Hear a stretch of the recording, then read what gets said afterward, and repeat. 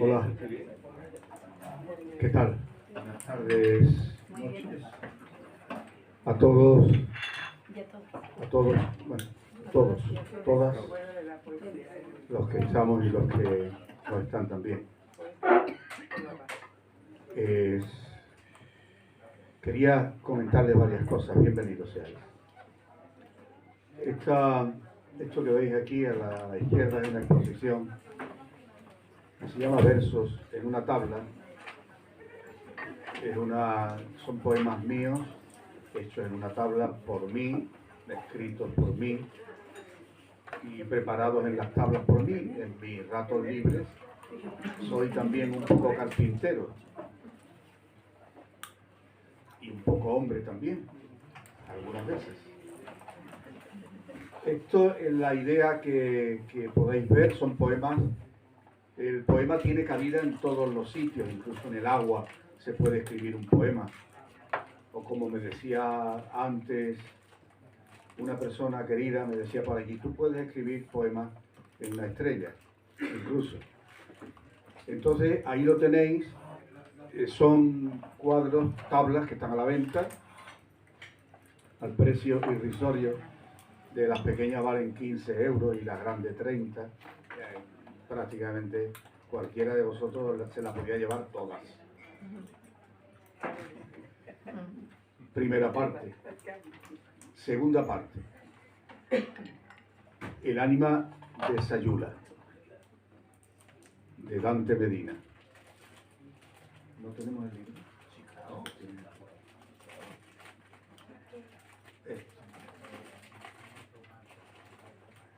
Hoy es jueves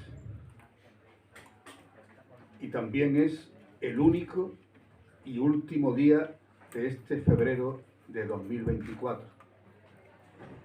Este día no se repetirá en la historia. Ninguna tecnología de avance será capaz de volverlo a crear. El tiempo de febrero que nos ha pasado por encima, como si hubiéramos estado dormidos o medio muertos, en verdad, no trajo emociones especiales ni largura en la generosidad con el agua. Pero ¿acaso sea tenido en cuenta en esta nuestra pequeña humanidad de 1900 encantos, acaso, por acercarnos a un hombre de Jalisco, Dante Medina, que escribe, ensaya, investiga y recorre vidas como quien anda por su casa cargado de sueños? Viene de allá, de su México, y llega a Huelva por una práctica de consorte razón. Ya sabe cosas de aquí, sabe cómo amanece y cómo anochece en las latitudes de estos ríos que nos circundan y en este mar que nos aprecia, pero quiere más. Dante quiere más, necesita más, no se conforma con el paisaje. Quiere conocer las tripas románticas y emocionales de una ciudad del sur, de esta España de camisa blanca y también de charanga y pandereta, devota de Frascuelo y de María. Desea Dante enfrascarse en la lírica, si es que la tuviera. Aparece en este 1900 y conversa con Antonio. Y al poco rato ya tiene la impresión de conocerlo de toda la vida. Y empieza a gustarle el gesto. Y se atreve a proponerle presentar uno de sus libros aquí. Fijaos qué osadía. Él, que ya publicó más de un centenar de ellos. Y le habla a Antonio del ánima de Sayula, un poema picaresco del autor michoacano Teófilo Pedrosa, que se dedicó a escribir leperadas en versos que publicaba de manera artesanal. Dante, entonces, se ajusta a este rescate por creer en el autor. El libro, El ánima de Sayula, es un solo poema, y en una bellísima edición Dante lo incluye dándole más prestigio si cabe por el valor de la estética usada. Se lee en poco tiempo, siendo necesario conspirar contra el desorden de su formación estructural. Es una sola página grande a la que hay que darle varias vueltas para entender que no son las letras perdidas ni versos fugaces, que impone una capacidad para que sea más delirio alcanzar su final y celebrar haberlo leído y emitir una sonrisa. Varias cosas me llaman la atención, pero advierto y deseo que él mismo lo explique. El por qué le llaman leperadas a estos versos pícaros que encierran la historia del ánima de Sayula. Cuando Antonio conoció a Dante, aceptó este regalo de presentar su libro en estas dependencias de tanto honor literario para nuestra pequeña humanidad. Y Antonio tuvo la ocurrencia de engancharme para este noble y plácido menester, de servirle de morde en esta su aventura onubense. Y aquí estamos, recién conocidos, aún ajenos el uno del otro, sin sabernos de nuestros entusiasmos o de nuestras extravagancias, pero unidos por un hilo mágico llamado lenguaje y por una cualidad añadida llamada poesía.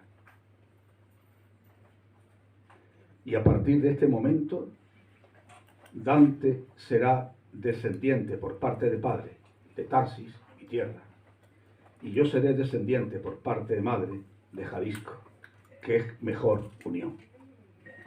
Gracias.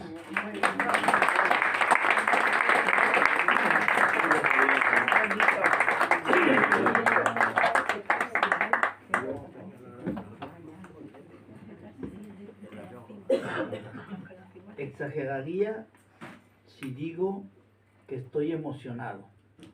Pues estoy emocionado, porque he sido muy bien recibido en Huelva y estas palabras dicen una vez más lo bien que me siento aquí como en casa. Y efectivamente esa expresión de Jalisco y Huelva como una unión me parece extraordinaria.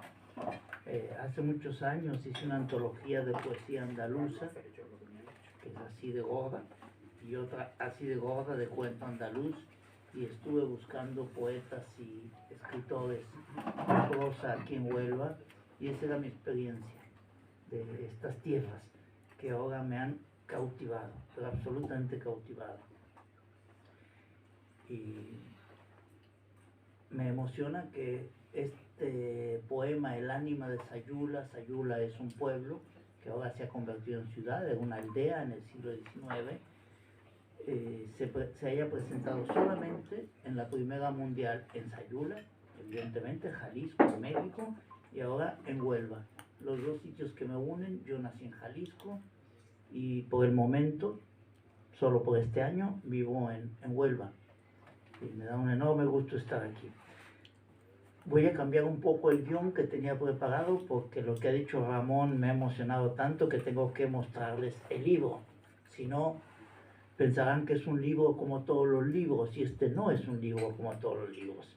Este es un libro así. Ese es todo el libro. porque la gracia del libro del poema, como ya hemos dicho mucho, es que es un texto del siglo XIX perdido y que yo recuperé hace un par de años, lo cuento en el prólogo, y en una edición como se publicaba en el 19, que es esta, es una edición facsimilar, exactita a la que yo poseo afortunadamente. Afortunadamente muchas razones, porque la que yo tengo es como esta, intonsa, es decir, no cortada, es decir, no leída nunca. Alguien la compró y no la leyó, y se presenta como sale de la imprenta, así. Esos hoyitos que ven ahí son los del original. Ahí se ve que tiene un... Sí, sí. Así. La güerita. Para leerlo, pues hay que cortarlo, o si no, estar haciendo así y así. Pero es una joya del siglo XIX en la que se reprodujo incluso el color del papel.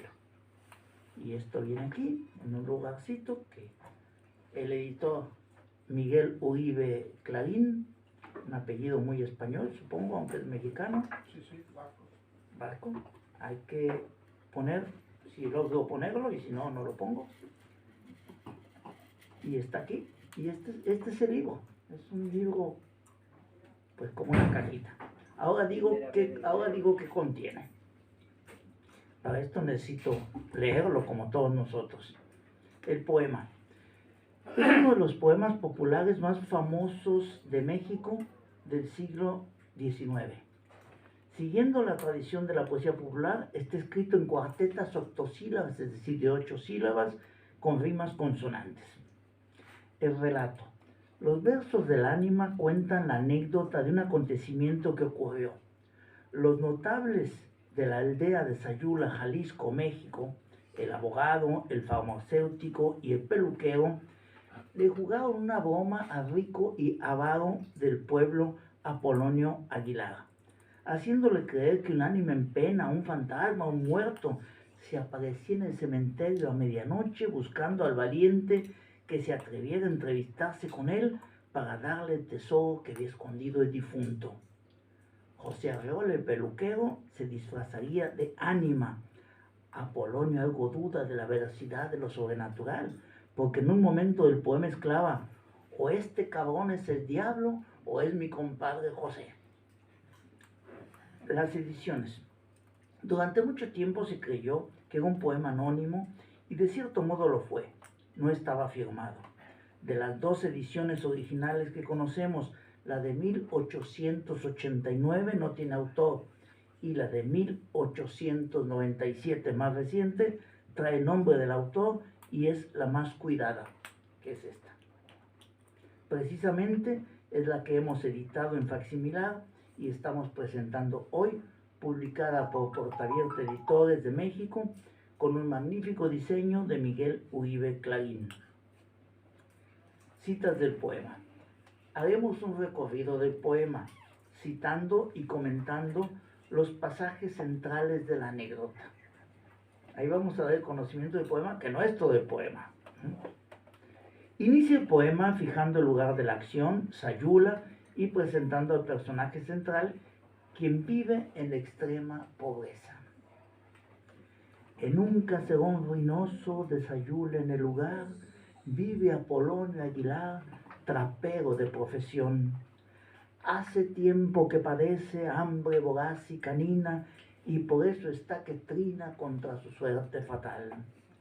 4 tablas, 2 petates, un vacín roto de barro, 4 cazuelas y un jarro son de su casa el ajuar.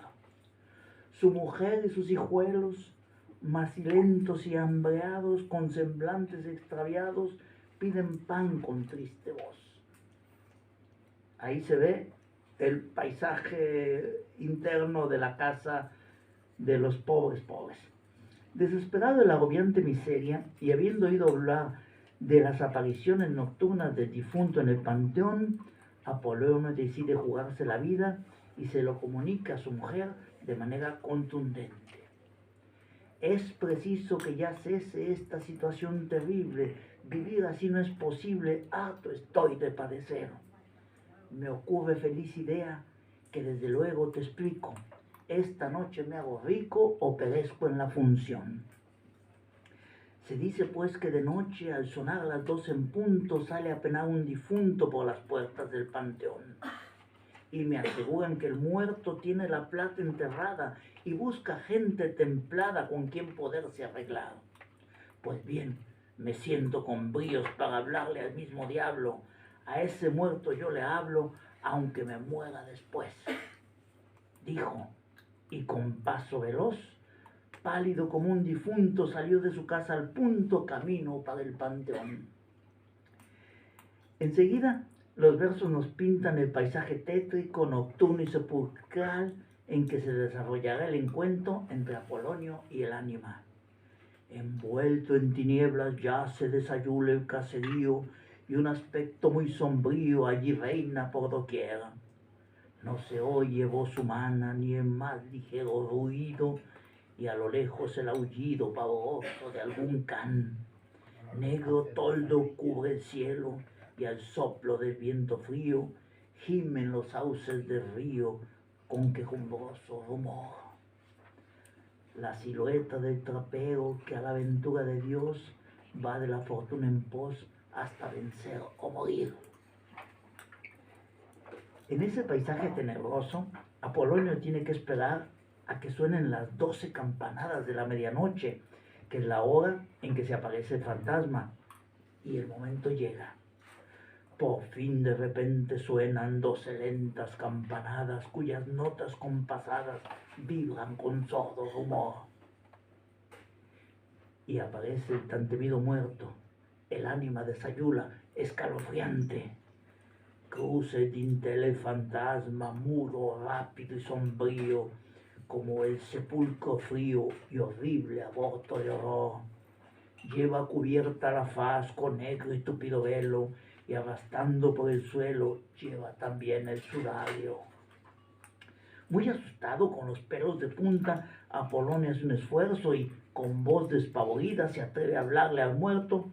Así se dirige a él y va directo al asunto del dinero. De parte de Dios te pido que me digas, de parte de Dios te pido me digas cómo te llamas, si penas entre las llamas o vives aquí entre nos. ¿Qué buscas por estos sitios donde los vivos espantas? Si tienes talegas, ¿cuántas me podrías proporcionar? El ánima responde a todas las preguntas de Apolonio. ¿Cómo se llama? ¿Qué es un fantasma? ¿Qué hace aquí? ¿Qué quiere? Su nombre, evidentemente, es inventado. Se trata de un albur mexicano. Perico por el pene y Surres por zorrar. Me llamo Perico Surres, dijo el fantasma en secreto. Fui en la tierra buen sujeto, muy puto mientras viví. Ando ahora penando aquí en busca de algún profano que con la fuerza del ano me arremangue el mirasol. El favor que yo te pido es un favor muy sencillo, que me prestes el fundillo tras el que ando tiempo ha. Y el tesoro, que es lo que interesa a Apolonio, ¿dónde están las talegas repletas de monedas de oro? El ánima, que ya se declaró puto, le responde que las talegas de dinero son sus cojones. Las talegas que tú buscas aquí las traigo colgando. Ya te las sigue arrimando a las puertas del fogón.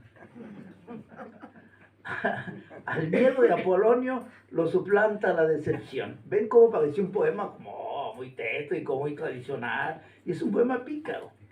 Al miedo de Apolonio lo suplanta la decepción, la rabia, la desesperación de ver frustradas las ilusiones de salir de la pobreza, y exclama con enfado: buena fortuna me hallé en esta tierra de brutos, donde los muertos son putos. ¿Qué garantías tengo yo? No tener yo más alhaja que la alhaja del fundillo, y me la pide este pillo que dice que ya murió. Esto es cuanto puede verse por las crestas del demonio. Si lo aflojas, Apolonio, de aquí sin culo te vas. Una vez contada la historia, el poeta, a la manera de las fábulas del siglo XIX, le parece necesario incluir una moraleja para prevenir al lector por si le llegase a acontecer una situación similar. Moraleja.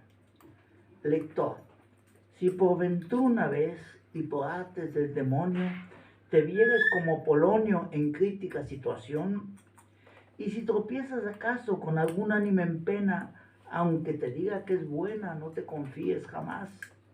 Y por vía de precaución, llévate como cristiano la cruz bendita en la mano y en el fundillo un tapón. Gracias.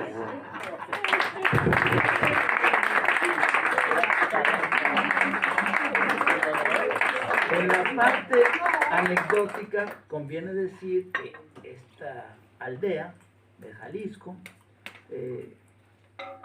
Jalisco es lo que más se parece a Andalucía, por una razón sencilla: nuestra divisa es Jalisco es México. Cuando uno piensa en México, todo lo que ustedes piensen en este momento de México es Jalisco. Cuando uno es mexicano y piensa en España, lo que piensa de España es Andalucía. Todos los símbolos, etcétera, la imagen que uno tiene es, en el caso de México, el mariachi, el charro, eso, el tequila, todo es de Jalisco. Bien. Pues en esta aldea del siglo XIX tenían fama de putos, todos, hasta los muertos son putos. Y en aquellas épocas era vergonzosísimo, de tal manera que lo escondían, lo ocultaban, lo negaban, lo destruían, lo quemaban, etc. Y la manera como se fue difundiendo es que en un estado de al lado, imaginemos en Cataluña, el autor lo imprimía clandestinamente y lo vendía a las puertas de la catedral en la misa de las 12 del domingo, y decía: los versos del ánima, los versos del ánima. Y todas las señoras pías y devotas lo compraban porque pensaban en el ánima sola o en algo así, ¿no? Y cuando llegaban a casa se daban cuenta y él tenía que salir huyendo. Por eso publicó muchas veces sin nombre, porque aquello era, bueno, cuando menos un poco provocador. Pero poco a poco este pueblo, hoy en día una ciudad, fue viendo que la vergüenza no aportaba nada y que era su único símbolo de identidad auténtico. Y hoy en día, cuando uno va a Sayula, Jalisco, el ánima está por todas partes. A la entrada hay un monumento, hay hoteles que se llaman el Mesón del Ánima, hay restaurantes que se llaman el Ánima de Sayula, venden recuerditos. De hecho, en el Mesón del Ánima hay algo muy bonito, porque hay un fantasma así con la sábana y los ojos así, ¿no? Como representan los dibujos animados, los tebeos, y está el ánima con las talegas, las bolsas de dinero, y le piden a uno que las coja, ¿no? Entonces cuando uno la coge y lo jala, se levanta el ánima y se ve el pene que está allá abajo. Ya lo han convertido en algo, pues, suyo, ¿no? Y ya no es una vergüenza, es una identidad local. Y es el poema que yo he querido rescatar del siglo XIX, porque me parece que hay alta literatura popular, llamémosle como sea, pero es literatura y es nuestra herencia y es, pues, nuestro patrimonio. La gente de Jalisco, de mi edad, de mi generación y los mayores, la conocen de memoria. No había texto, entonces la aprendían de memoria para conservarla. Y lo único que yo he hecho, y de lo que estoy muy contento, es de haber encontrado una edición auténtica que prueba cómo estaba escrita y cómo fue publicada en vida del autor, autorizada por el autor y vendida por el autor de mano en mano, como hacemos todos, ¿no? Que íbamos vendiendo nuestros libros de mano en mano. Esa es la historia de esta noche. Y bueno, agradezco muchísimo su presencia y gracias por estar aquí. Gracias, Antonio, Ramón, muchas gracias por ese texto magnífico. Gracias.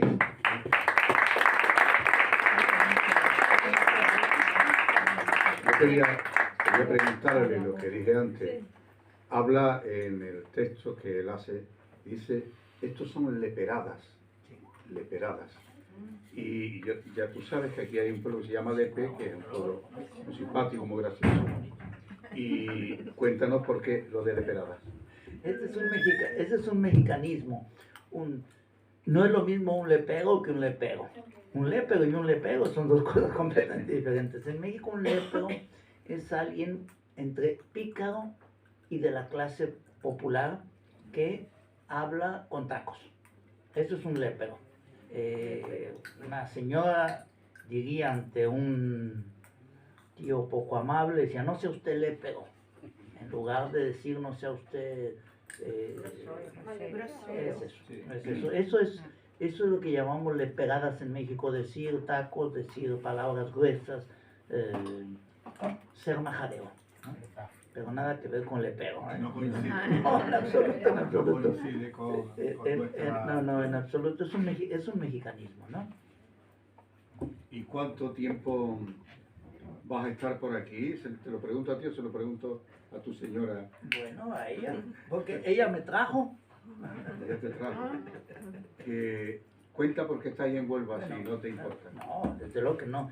Yo primero confieso que he sido siempre un gran enamorado de Andalucía, durante toda mi vida. Yo visité Andalucía en 1980 y desde entonces he venido prácticamente todos los años, salvo en 2 ocasiones. Una, no quiero ni acordarme qué año fue, en que España sacó un decreto que decía que los mexicanos para venir a España teníamos que decir a dónde veníamos, con quién veníamos, quién nos invitaba y por qué veníamos. Mis amigos andaluces, que tengo un montón, dijeron, hombre, una carta te la damos. Dije, no, por dignidad no voy, porque mi país y España son una hermandad absolutamente profunda y nosotros no pedimos ni identificación para recibirlos en el 39. Y gran parte de mis amigos, gran parte, nacieron en México, hijos de españoles, o nacieron en Francia o en España y al año, a los 2 años o menos, se fueron a vivir a México y son tan mexicanos como Plácido Domínguez. Plácido Domingo. Qué tonto. Pero claro, entonces no puede ser. Y recordé una anécdota de el padre de un amigo mío. Él me lo contó, mi amigo es de mi generación, imagínense, 39, por ahí, 45, que su padre llegó a Veracruz, México, en el famoso barco Sinaí, que estaba haciendo Marsella-Veracruz, y que presentó un salvoconducto que no tenía más, ni siquiera una fotografía. Y le dijo al aduanero, bueno, yo, ¿a qué tengo derecho yo con esto? ¿Qué soy? ¿A dónde puedo ir? Un salvoconducto en aquella época, bueno, pues tenía sus límites, ¿no? Y el aduanero sacó un mapa de México, le señaló Tijuana y le señaló Yucatán y le dijo, de aquí a aquí. Luego le señaló Veracruz y la costa del Pacífico y de acá a acá también. Donde usted quiera, puede hacer lo que quiera, vivir de lo que quiera, trabajar en lo que quiera. Y dice mi amigo con lágrimas en los ojos, repito, es 10 años mayor que yo, mi padre se hincó, besó la tierra y dijo, bendito país, bendito país. Entonces, por eso no vine, una vez que no vine. Y la segunda fue por el COVID, ¿no? Entonces, siempre he venido. Y cuando se trató de que mi mujer quería venir a hacer un doctorado en Europa, bueno, revisamos Francia, ella había hecho una maestría en Francia y pues nos interesaba Francia. Y después decidió España, que bien, vienes conmigo, y pues claro que voy contigo al infierno, me llamo Dante, eso no tiene ningún problema. Pero le dije, si es España, Andalucía. Así. No, si es España, tiene que ser Andalucía, eso ya es mi sueño dorado.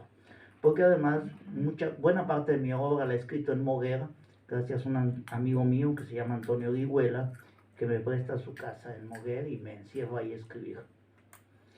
Y empezamos a mirar, y por razones, muchas cosas. Mucho turismo, muy caras, calor, así. Decidimos Huelva, de la que yo sabía muy poco. Alguna vez había leído poemas en la entrada del teatro, eso es todo. Otra vez me habían puesto una multa de tráfico en Huelva. Es todo lo que yo sabía de Huelva, no sabía gran cosa. Pero lo que sí supe es que era un sitio donde se podía vivir bien, bien. Y decidimos Huelva. Sí,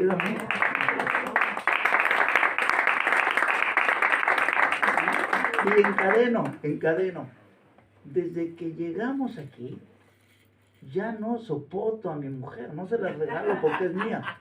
No la soporto porque 2 veces al día me dice, me encanta vivir en Huelva. Así, pero así. Ah, me encanta vivir en Huelva. Está enamorada de Huelva, enamorada.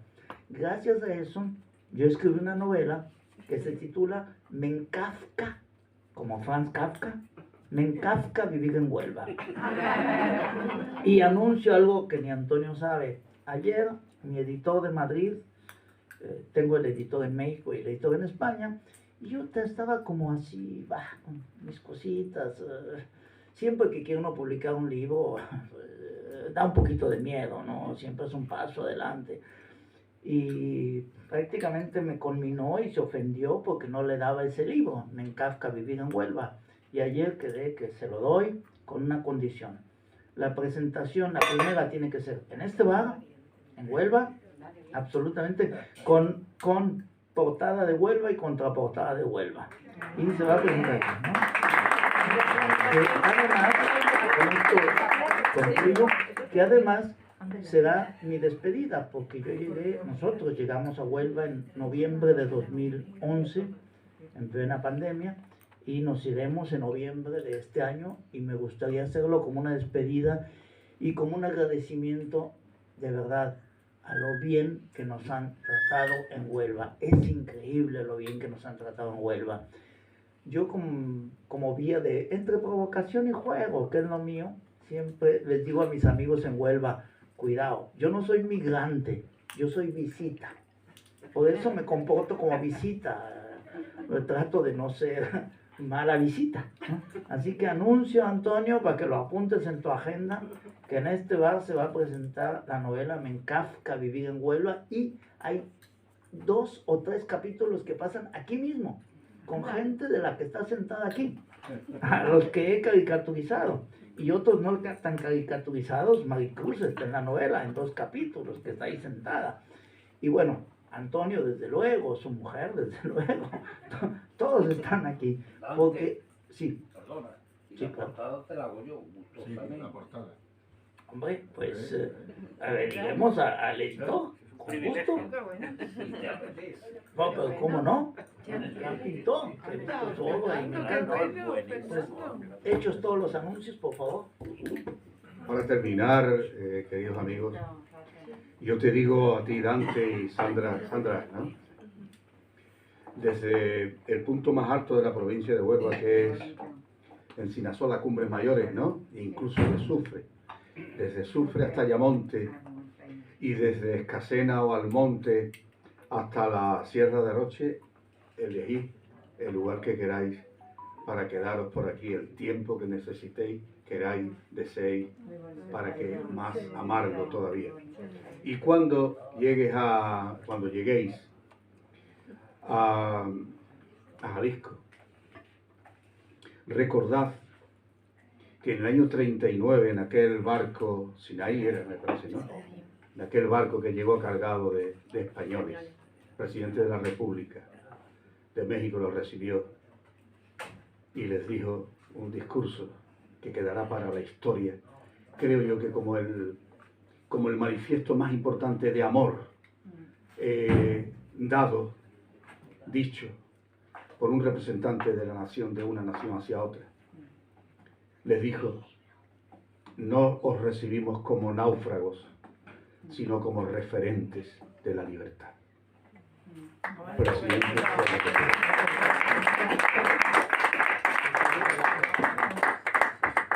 Buenas noches, queridos amigos. Gracias. Un último anuncio. Al menos yo, cuando voy a la presentación del libro, me siento muy frustrado si no me puedo llevar a casa. No quiero que os vayáis frustrados. Este libro está ahí a la mano, traje unos cuantos de México, porque fue editado en México, y lo tiene Antonio. Y yo, por favor, el editor va a ser feliz con leer esto. Y de mi trabajo sobre Andalucía hay 2 volúmenes así de gordos, como he dicho antes, de cuento de Andalucía, una antología de cuento andaluz, de todos los escritores andaluces vivos de hace 15 años, y así de gordo uno también de poesía andaluza. Y como ayer fue el Día de Andalucía, y estos volúmenes pesan mucho, si los he traído desde México, pues los hemos puesto a 5 euros cada uno. Y ahí están a la disposición. Y de nuevo, muchas gracias por la hospitalidad, gracias onubenses, gracias por recibirnos estos mexicanos que os quieren. Gracias, compañeros.